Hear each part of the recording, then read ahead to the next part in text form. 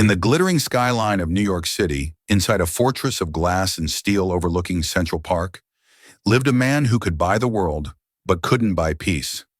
Daniel Caldwell, a titan of industry, was haunted by a ghost in his own home, his 9-year-old daughter Serafina. After his wife's tragic death, Serafina had become a challenge no fortune could conquer, a whirlwind of grief and rage that had defeated an army of the world's best nannies and therapists. They called her impossible, unmanageable, broken. Then a quiet woman from New Orleans, with nothing to her name but a painful past and deep-seated resolve, walked through the door, and she was about to do the one thing no one thought possible, forcing a powerful man to confront a truth that would shatter his world. The Caldwell penthouse on the 75th floor of 157 was less a home and more a museum exhibit on grief. It was a silent, sprawling space of polished marble, chrome, and floor-to-ceiling windows that displayed the city like a diamond bracelet on a velvet cloth. Every surface was sterile, every cushion perfectly plumped, every trace of life meticulously erased by a cleaning crew that moved with the hushed reverence of morticians. This was Daniel Caldwell's kingdom, and in its heart lived his personal failure, his daughter Serafina. Daniel, at 42, possessed the kind of chiseled, severe good looks that graced the covers of Forbes and Fortune. His eyes, the color of a stormy sea, missed nothing in a boardroom. He could dissect a hostile takeover bid in minutes and anticipate market fluctuations with unnerving accuracy. He ran Caldwell Innovations, a biotech and private equity behemoth, with the detached precision of a surgeon. But when he looked at his own daughter, all that precision evaporated, leaving behind a fog of helpless frustration. Serafina was a beautiful child, with her late mother's cascade of auburn hair and Daniel's piercing blue eyes. But her beauty was a facade for the tempest within. Since Isabella's death 2 years ago, the child had become a specter of defiance. She didn't just throw tantrums, she orchestrated campaigns of psychological warfare. She had dismantled a $50,000 sound system with a croquet mallet, released her pet hamster into the building's ventilation system, and informed a potential investor during a dinner party that her father cried in the shower. A procession of the most qualified, credentialed, and expensive caregivers had marched through the penthouse doors. There was the Swiss governess with a degree in child psychology from Zurich, who lasted 4 days. There was the British nanny, who had previously worked for royalty and fled in tears after Serafina locked her on the terrace in a January snowstorm. There was the stern behavioral therapist who preached consequences and discipline, and who found his tailored Italian suit mysteriously dyed pink. Daniel's head of household staff, Mrs. Albright, managed the chaos with an iron will and a perpetually pursed-lipped disapproval. A woman in her late 60s, she had served the Caldwells since before Serafina was born. She saw the child's behavior not as a symptom of grief, but as a stain on the family's impeccable reputation. "Another one has resigned, Mr. Caldwell," Mrs. Albright announced one Tuesday morning, her voice crisp and devoid of emotion. She stood before his massive obsidian desk in the home office, a space that commanded a panoramic view of Central Park. Ms. Dubois, she cited irreconcilable differences with the work environment. That was a polite way of saying Serafina had cut up all of her professional references with a pair of craft scissors. Daniel didn't look up from his tablet. He pinched the bridge of his nose, the only outward sign of his stress. "That's the 4th one this quarter, Helen. The agency is threatening to blacklist us."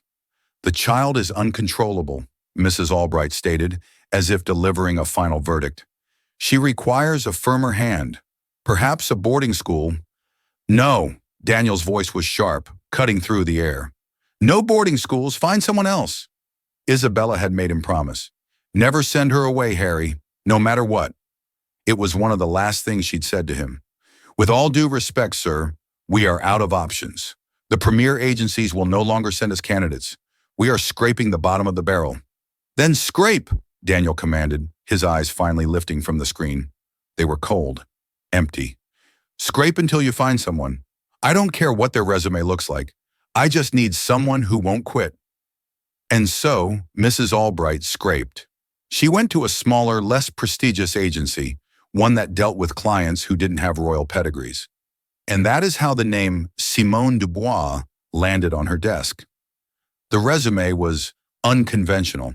There was no degree from a fancy Swiss university, no history of serving dukes or duchesses. It listed a master's degree in social work from Tulane University and 10 years as a child and family services counselor in some of the toughest neighborhoods of New Orleans. For the past year, however, there was a gap. Her most recent employment was listed as a clerk at a bookstore in Brooklyn. It was a precipitous fall from grace. "She's a charity case," Mrs. Albright sniffed to her assistant, but she was also desperate. She arranged an interview. Simone Dubois arrived not in a starched uniform or a power suit, but in simple black trousers, a soft gray sweater, and comfortable-looking flats. She was a tall, elegant black woman in her late 30s, with intelligent, watchful eyes that seemed to absorb everything. She wore her hair in neat, intricate braids that fell past her shoulders. There was a quiet stillness about her, a stark contrast to the nervous energy of her predecessors. The interview was conducted by Mrs. Albright in a sterile sitting room. Daniel wasn't present. He delegated such matters. "Your resume is rather unusual, Ms. Dubois," Mrs. Albright began, peering over her spectacles. "You were a social worker, a difficult job.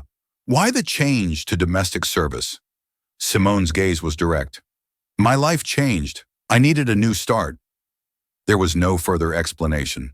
It hung in the air, a story untold.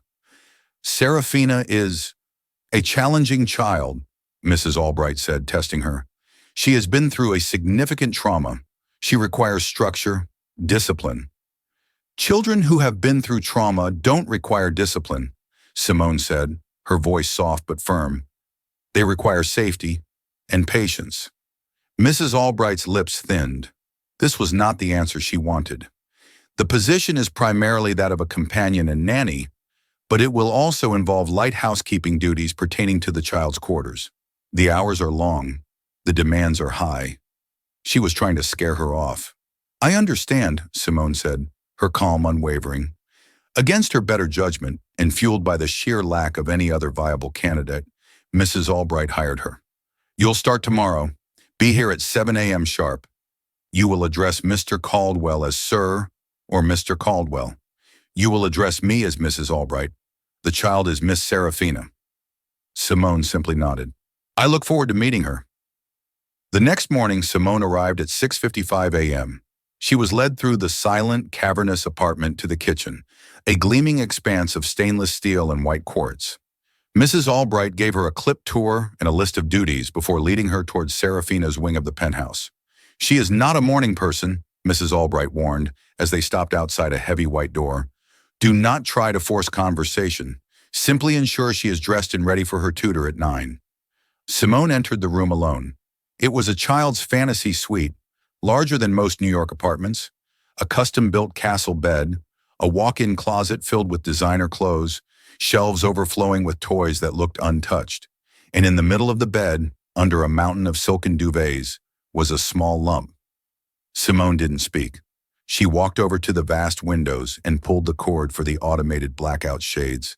Soft morning light spilled into the room. A voice, muffled but sharp, came from the bed. "Close them. I hate the light." Simone didn't close them. Instead, she went to the closet and pulled out a simple pair of jeans and a red sweater. She laid them on a chair. "I'm not wearing that," the voice snarled.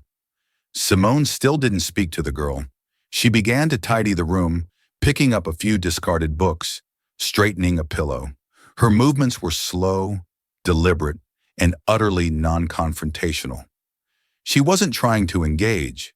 She was simply being. A small head of messy auburn hair popped out from the covers. Piercing blue eyes, identical to Daniel's, narrowed at her. "Who are you?" "My name is Simone," she said, her voice even.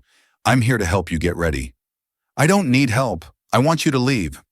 "Okay," Simone said, and she walked to a chair in the corner of the room, sat down and waited. She didn't look at her phone. She didn't fidget. She just sat, a picture of placid patience. This was a new tactic.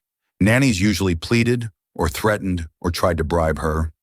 This woman, she just sat. 5 minutes passed. 10.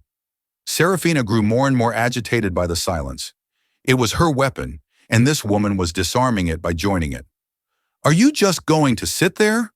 Serafina finally snapped. Yes, Simone replied calmly. Your tutor will be here at 9. It's your choice whether you're ready or not.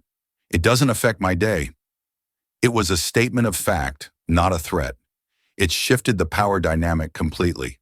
Serafina's tantrums were only effective if they affected someone else. Simone seemed immune. Fuming, Serafina threw back the covers, stomped into her bathroom, and slammed the door. When she emerged 10 minutes later, she was dressed, though her hair was a tangled mess. She threw a brush on the bed. Do it. Simone stood up and walked over. I'm not your lady's maid, Serafina. I'm also not your enemy. If you'd like me to help you with your hair, you can ask me nicely. Serafina stared at her, speechless. No one had ever spoken to her like that. She was used to being handled like a bomb or a princess. This was something else entirely. She snatched the brush and angrily started yanking it through her own hair. Simone simply went back to her chair and waited. That afternoon, Daniel returned home early from a meeting that had been canceled. The apartment was, as always, silent. He expected to hear from Mrs. Albright that the new hire had already quit. He walked towards his office, but a sound from the living area stopped him. Music.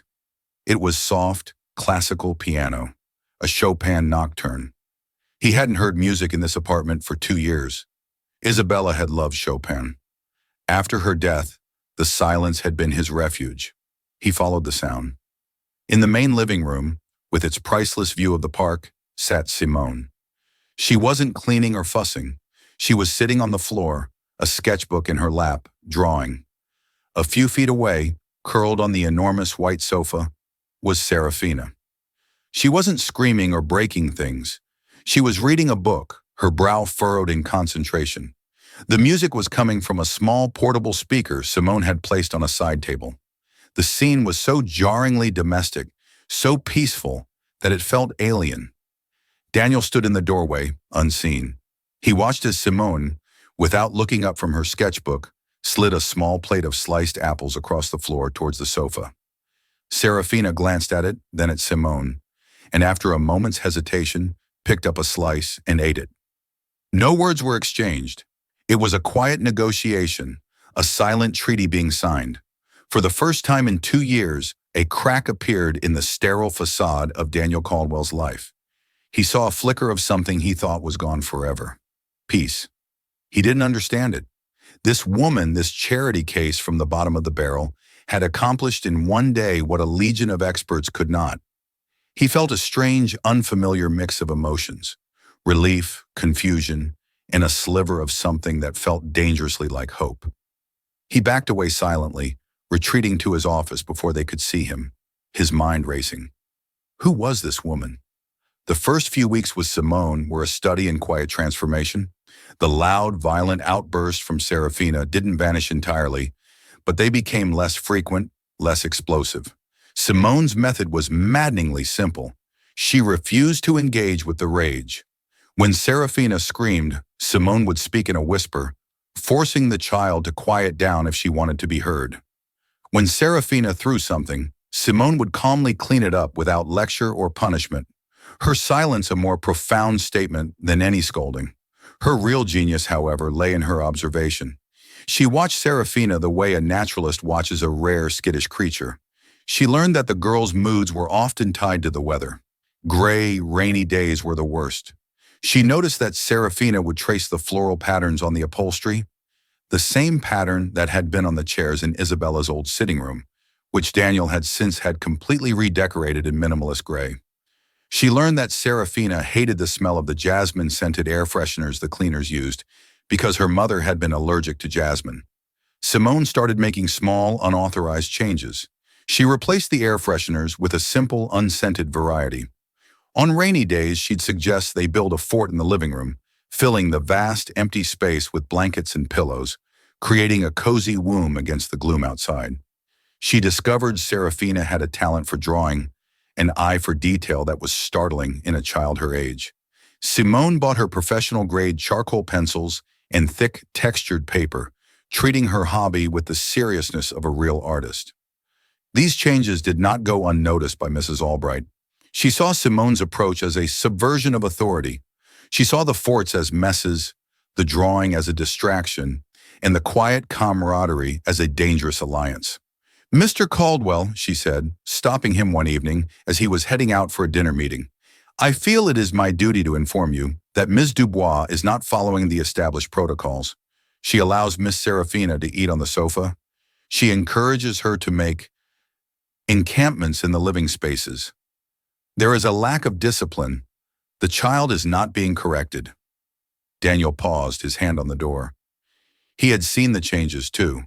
The volume in the house had been turned down from a shriek to a murmur. He had found a charcoal drawing of the family's old golden retriever, Buster, left on his desk.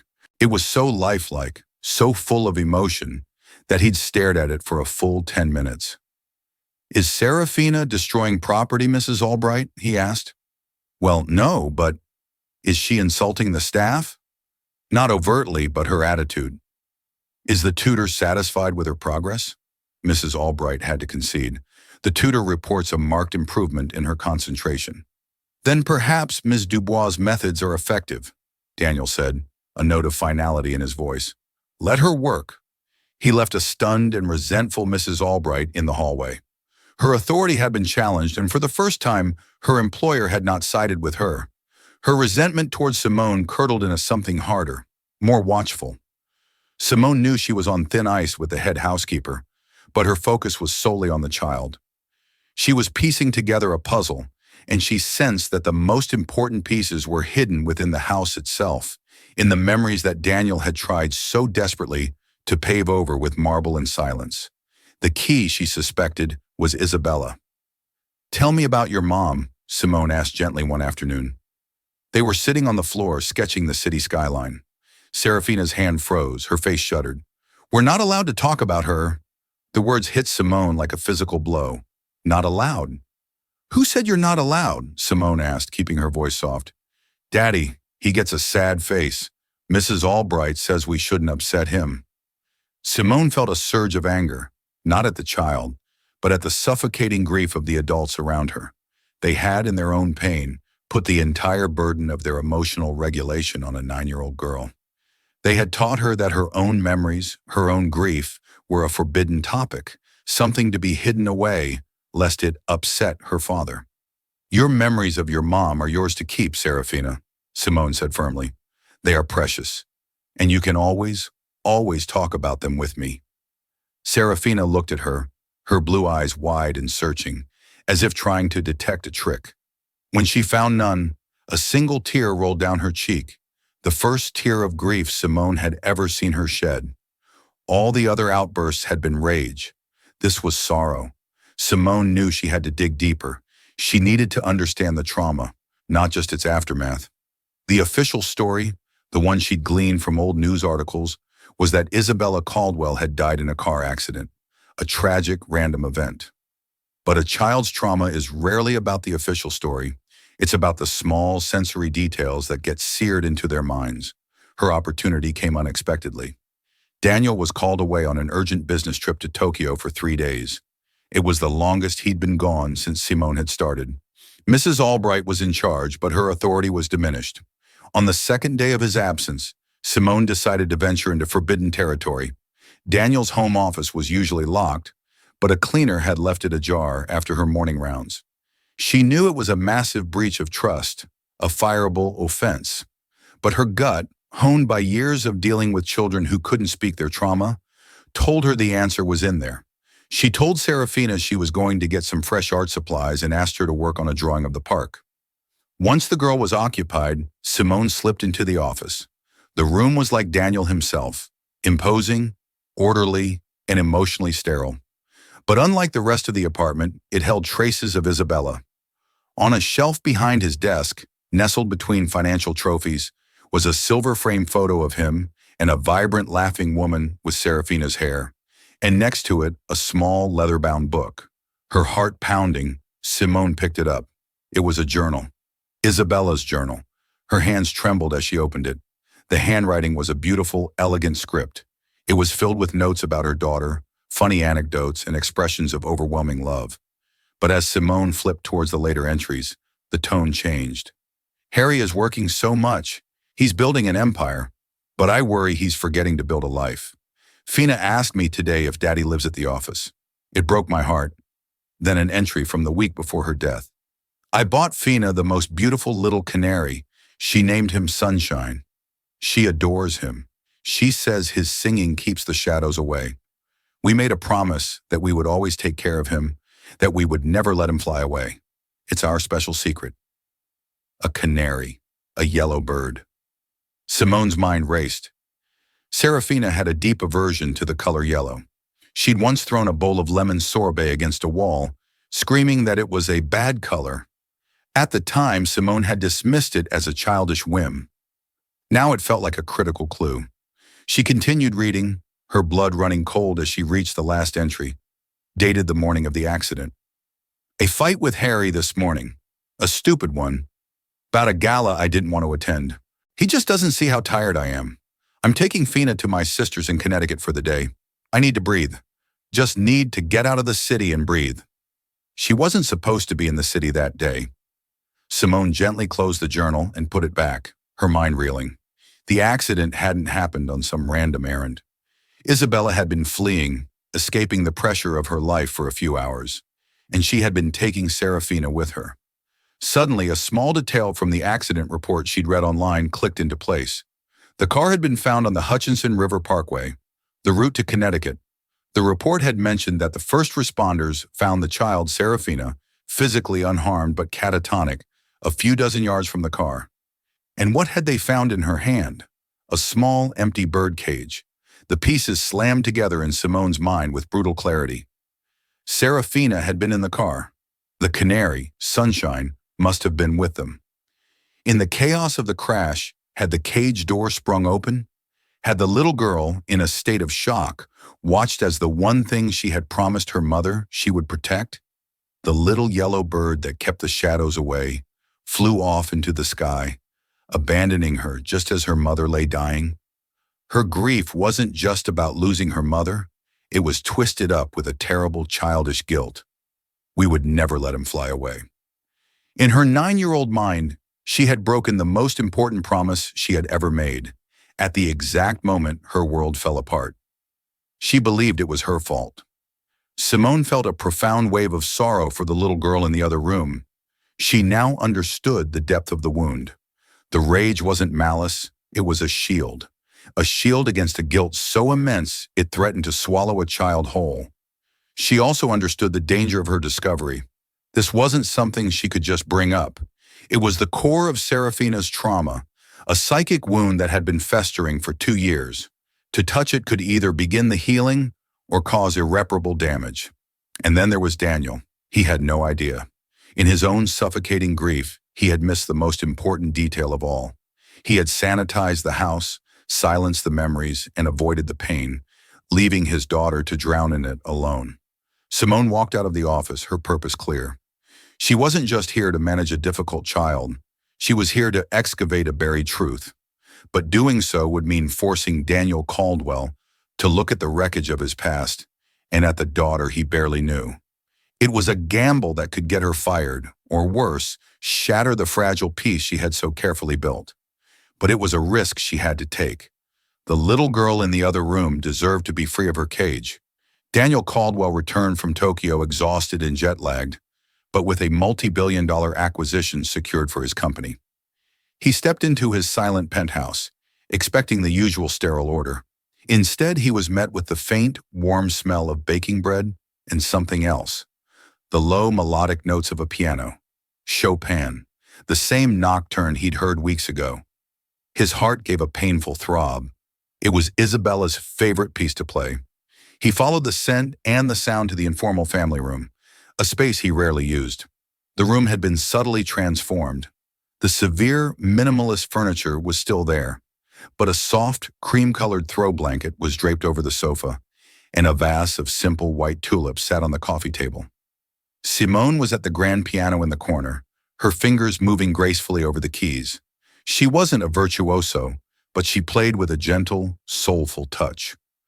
Curled up on an armchair nearby was Serafina. She wasn't drawing or reading. She was watching Simone, her expression soft and unguarded. It was a look Daniel hadn't seen on his daughter's face in years. Before he could speak or retreat, Mrs. Albright materialized at his elbow, her face a mask of rigid disapproval. "Mr. Caldwell, welcome home. As you can see, Ms. Dubois takes certain liberties." Her voice was a low hiss, laden with insinuation. "She retrieved the key to the piano from storage, against my explicit advice." Daniel barely heard her. He was transfixed by the scene. For 2 years, this piano had been a silent, looming monument to his loss. Hearing it played felt like sacrilege, yet the sound wasn't painful. It was warm. It was filling the empty spaces of the apartment, and to his astonishment, the empty spaces in his own chest. "It's all right, Helen," he said, his voice husky. Simone stopped playing as she noticed them. Serafina's unguarded expression vanished, replaced by her usual sullen mask the moment she saw her father. The spell was broken. "Welcome home, Mr. Caldwell," Simone said, standing up. "Daddy," Serafina mumbled, not meeting his eyes. Daniel felt the familiar pang of disconnect. He had just flown halfway around the world and conquered a corporate rival, but he couldn't bridge the 5-foot distance between himself and his own child. "Hello, Serafina. I brought you something from Tokyo." He held out a beautifully wrapped gift. Serafina glanced at it, then looked away. "I don't want it." The rejection was swift and absolute. Daniel's jaw tightened. The fragile warmth he'd felt moments before evaporated, replaced by the cold sting of failure. He placed the gift on a table and turned to leave. "I have work to do." Simone watched him go, then looked at the little girl who was now staring at her own hands, her small shoulders tense. She saw the cycle for what it was: the daughter's defensive rejection, the father's wounded retreat, a feedback loop of pain. She knew she couldn't wait any longer. The foundation was laid, but the wound was still festering. It had to be lanced, and it had to be done in a way that Daniel could not retreat from. For the next 2 days, Simone prepared. Her plan was audacious and carried an immense risk. She wasn't just going to talk about the past. She was going to recreate a piece of it. She went to a specialty pet store in the village and came back with a small cardboard box. Then she went to an art supply store and bought a large canvas and a specific set of paints. She chose a Saturday afternoon. She knew Daniel would be home, working in his office but present in the apartment. She waited until Mrs. Albright had left for the day, her parting glance full of suspicion at Simone's quiet activity. Simone led Serafina into the main living room, the one with the panoramic views. She had set up the large canvas on an easel near the window. "Today we're going to paint something different," Simone said, her voice calm and steady, belying the frantic beating of her own heart. "We're not going to draw what we see outside. We're going to paint a memory, a happy one." She had laid out the paints. There were blues for the sky, greens for the grass, but the most prominent tube was a vibrant, almost luminous canary yellow. Serafina saw the yellow paint and immediately recoiled. "No, I hate that color. It's a bad color." "It's just a color, sweet girl," Simone said softly. "It can't hurt you. Colors only have the meaning we give them." She picked up a brush. "Your mom loved this color, didn't she? She said it was the color of happiness." Serafina froze, her eyes wide with alarm. "Stop! You're not allowed." "I am allowed," Simone said, her voice full of a gentle authority Serafina had never heard before. "And so are you. It's okay to remember." Simone began to paint. She painted a brilliant blue sky and a patch of green grass. Then she dipped her brush into the yellow. She painted a small yellow bird, sitting on a branch. Serafina watched, her breathing growing shallow. She was trembling. "Stop it. Make it go away." "He flew away, didn't he?" Simone said, her voice barely a whisper, but it cut through the room like a razor. She wasn't looking at the canvas anymore. She was looking right at Serafina. "Sunshine flew away, but it wasn't your fault." That was it, the trigger word. Sunshine. The effect was instantaneous and terrifying. Serafina didn't just scream. It was a primal sound of pure, undiluted agony that clawed its way out of her small body. "No! Liar!" she shrieked, her face contorted with a pain that was horrifying to witness. "It was my fault. It was my fault. The cage opened. I promised. I promised Mommy we wouldn't let him fly away. He flew away, and then Mommy flew away too. Her small body was racked with sobs. The carefully constructed walls of rage and defiance crumbled into dust, revealing the terrified, guilt-ridden child beneath. She sank to the floor, pulling at her own hair, lost in a storm of two-year-old trauma. The commotion was so loud that Daniel burst out of his office, his face a thundercloud of fury. What in God's name is going on in here? He stormed into the living room, ready to fire Simone on the spot. He saw his daughter on the floor, hysterical in a way he'd never seen before. He saw the painting on the easel, the blue sky, the green grass, the little yellow bird. He saw the open tube of yellow paint. And then he heard his daughter's gasped, choked-out words. "I broke the promise, Daddy. Sunshine is gone. It's my fault Mommy is gone." And that's when Daniel Caldwell froze. It wasn't a physical paralysis. It was a total, all-encompassing cessation of his being. Time seemed to fracture. The sounds of the room, his daughter's sobs, the hum of the city outside, faded into a dull roar. The painting, the yellow bird, sunshine, the memory buried under 2 years of willful ignorance and self-preservation erupted in his mind with the force of a detonation. It wasn't a memory of the accident itself. He had blocked that out. But of the week before. Isabella laughing, bringing a small cage into the house. Serafina's shriek of pure delight. "We'll call him Sunshine, Harry," Isabella had said, her eyes sparkling, "to keep the shadows away." He remembered Serafina, holding the cage so carefully, whispering to the bird. He remembered her making him and Isabella link pinky fingers with her. "Promise," she'd whispered. "Promise we'll always keep him safe." He had forgotten. In the cataclysm of his grief, in the chaos of the funeral and the estate, and the crushing weight of becoming a single parent, he had completely and utterly forgotten the existence of a little yellow canary named Sunshine. He had never connected the empty bird cage the police had given him back with his daughter's trauma. He thought it was just a toy. He looked at his daughter on the floor, not as a problem to be managed, but as a child drowning in a guilt he never knew she carried. He looked at the painting, a simple, crude reconstruction of a memory he had discarded as meaningless. And he looked at Simone, who stood quietly by the easel, her face etched with a profound and sorrowful understanding. She hadn't caused this breakdown. She had merely opened the door to a room that had been locked for 2 years and forced them all to look inside. The freeze lasted only a few seconds, but in that span, Daniel Caldwell's entire world was reconfigured. He saw his own monstrous selfishness, his emotional cowardice. He had built a fortress of wealth and silence to protect himself from his own pain, and in doing so, had left his 9-year-old daughter to face her demons utterly alone, armed with the terrible belief that she had killed her own mother. The ice around his heart didn't just crack, it shattered into a million pieces. And for the first time since Isabella's death, Daniel Caldwell felt the full, unmitigated agony of his loss.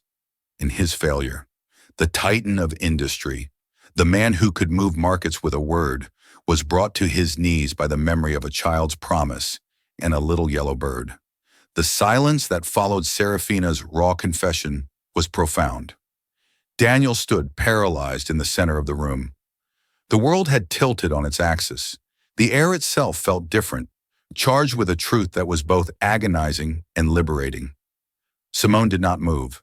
She gave him the space. Her eyes filled not with triumph, but with a deep, weary empathy. This was the most dangerous moment. Slowly, as if moving through water, Daniel's freeze began to thaw. His gaze shifted from the painting to the small, sobbing figure of his daughter on the floor. The mask of the CEO, the billionaire, the stoic widower, it all dissolved. What was left was just a father. He took a hesitant step forward, then another. He knelt on the cold marble floor, the expensive fabric of his suit creasing without a thought. He didn't reach for her immediately. He just knelt there, bringing himself to her level. "Fina," he said. His voice was a wreck, a raw, broken thing he didn't recognize as his own. Serafina flinched at the sound, curling into herself even tighter. "Fina, look at me," he pleaded softly. "Please." Slowly she lifted her head. Her face was swollen and red, her blue eyes swimming with tears and a lifetime of unspoken fear. She looked at him, Truly looked at him and saw something she hadn't seen since the accident, her father's own pain, mirrored back at her. "It wasn't your fault," Daniel whispered, and this time, the words were not a hollow platitude. They were a sacred vow. A dam broke inside him, and tears he hadn't shed since the day of the funeral began to stream down his face. "Oh God, baby, it was never your fault. It was an accident. A terrible, awful accident." He remembered now. The police report, the details he'd skimmed, unable to bear them. Impact on the passenger side. Cage found on the floor. Door ajar. "The bird," he choked out, the memory solidifying. "Sunshine. I remember him. He was beautiful. And you loved him so much. You took such good care of him." He was finally speaking her language, the secret language of her trauma. "I broke my promise," she sobbed. "He flew away." A promise to keep a bird from flying away during a car crash isn't a promise a little girl can keep, Daniel said, his voice thick with emotion. He finally reached out, not to restrain her, but just to lay a hand gently on her back. "It's not a promise anyone could keep. Mommy would know that. She would never blame you. Never." He pulled her into his arms, and for the first time in 2 years, she didn't fight him.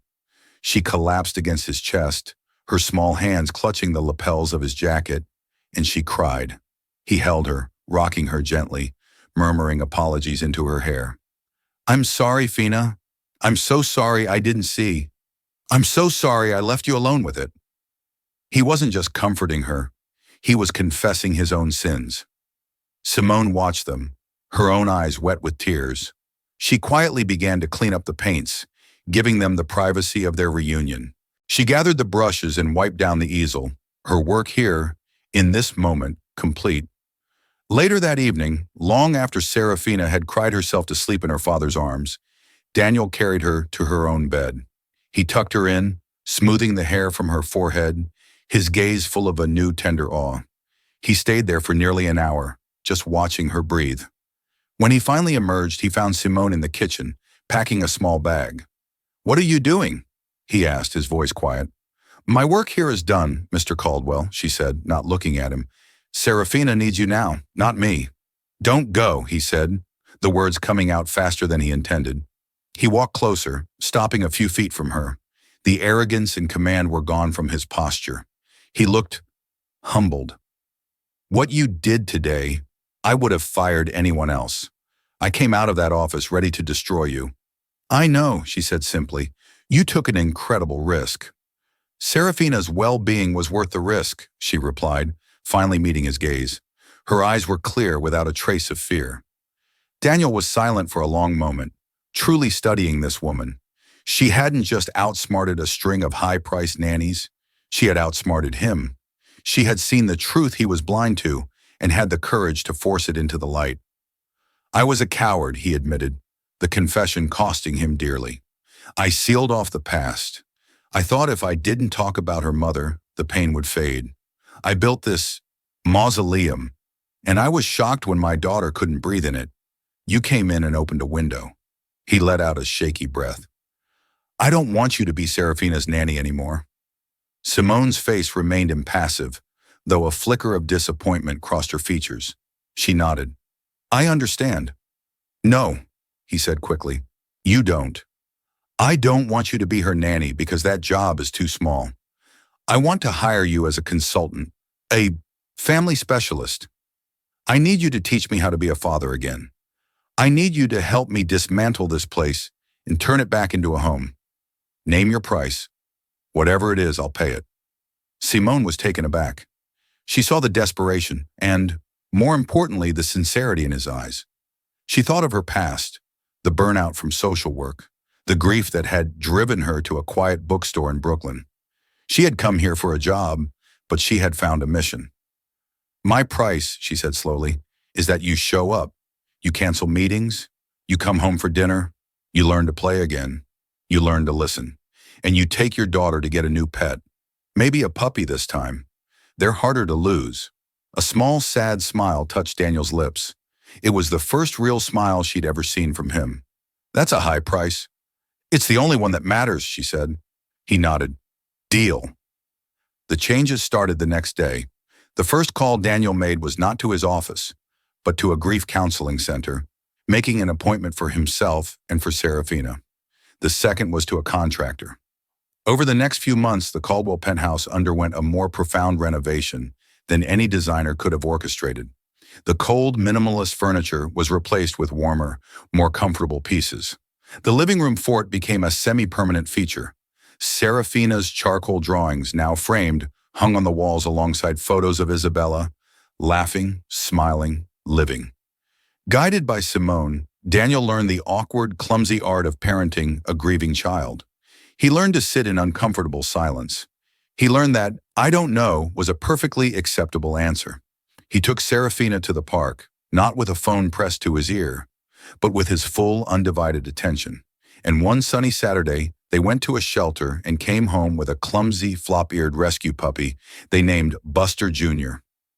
Simone's role shifted seamlessly. She was no longer staff. She was a confidant, a guide, a respected part of their healing ecosystem. She helped Daniel navigate the complexities of Serafina's grief, and in turn his own. He learned about her past, the loss of her own younger brother years ago, a tragedy that had both broken her and forged her incredible empathy. They found a common ground in their shared experiences of loss. One evening, about 6 months later, Simone was watching from the kitchen as Daniel and Serafina were on the living room floor, engaged in a chaotic game of fetch with the puppy. Laughter, real, unbridled laughter, filled the vast apartment, bouncing off the windows that no longer seemed like barriers, but like portals to a hopeful future. Daniel caught Simone's eye and gave her a look of pure, unadulterated gratitude. In that moment, he wasn't a billionaire, and she wasn't a former maid. They were two people who had helped each other find their way out of the dark. Simone knew then that her impossible task was truly complete.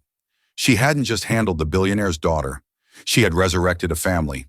And in doing so, she had finally healed a piece of her own past, proving that sometimes the deepest understanding comes not from wealth or prestige, but from the simple, powerful act of seeing another person's pain and having the courage to help them carry it. A year passed, marked not by the silent ticking of a clock in a sterile penthouse, but by the rhythm of a life being rebuilt. The third anniversary of Isabella's death arrived not with a storm, but with a quiet, heavy fog. The air in the Caldwell home was different now. Serafina's art hung on walls where there was once only expensive, impersonal wallpaper, and the click-clack of Buster Jr.'s paws on the marble was a constant, cheerful sound. Yet on this day, a familiar quiet returned.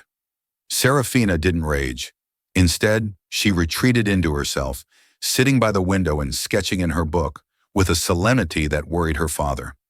Daniel felt the old, familiar pull, the urge to bury himself in the distractions of work, to let the day pass by without acknowledgement.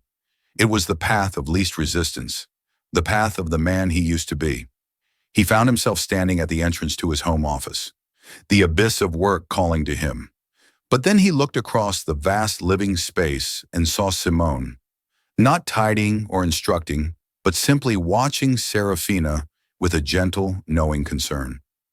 Her presence was a silent reminder of the promise he had made to himself, to his daughter. He turned away from his office and walked to Serafina. He knelt beside her, just as he had on that fateful day a year ago. "She would have loved your drawings," Daniel said, his voice soft. Serafina didn't look up. "I miss her." "Me too," he admitted, the words no longer feeling like a confession of weakness, but a statement of shared truth. "So, let's not hide from it. Let's spend the day with her. What do you think she would want to do today?" A glimmer of light returned to Serafina's eyes. "The carousel," she whispered. "In the park. She loved the music." An hour later, Daniel and Serafina were riding the Central Park carousel, the cheerful music swirling around them. They ate hot dogs from a street vendor and threw a ball for Buster Jr. on the great lawn. They were not running from Isabella's memory. They were inviting her into their day, celebrating the joy she had brought them.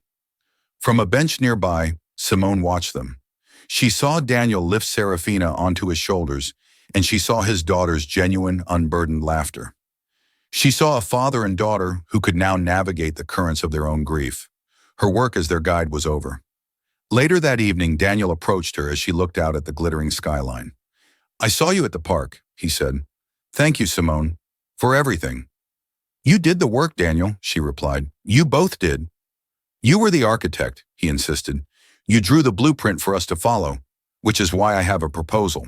My board has just approved the initial funding for a new charitable arm of the company, the Isabella Caldwell Foundation. Its mission will be to provide arts education and trauma-informed counseling for underprivileged children across the city. It needs a director, someone with empathy, experience, and the courage to build something meaningful from the ground up." He looked at her, his expression full of respect. "The job is yours if you want it. It won't be easy, but I can't think of anyone more qualified to lead it." Simone was speechless. It was everything she had dedicated her life to, but on a scale she had never imagined. It was a new beginning, forged from the healing of the past. A smile, bright and full of purpose, spread across her face. "I would be honored," she said. The story of Daniel, Serafina, and Simone is a powerful reminder that the deepest wounds are often the ones we cannot see, and the greatest healing often comes from the most unexpected places. It shows us that beneath wealth and power, we are all human, vulnerable to grief and desperate for connection. It's a testament to the fact that empathy is a superpower, and that one person's courage to speak the truth can shatter years of silence and change lives forever. What did you think of Simone's incredible gamble? Could you feel Daniel's world shifting in that single frozen moment? We believe stories like this are more than just entertainment. They're a reflection of our own struggles and triumphs. If this story touched your heart, please give this video a like and share it with someone who appreciates a story of real emotional depth. And don't forget to subscribe and hit the notification bell so you never miss another journey into the heart of the human experience. Join our community and let us know your thoughts in the comments below.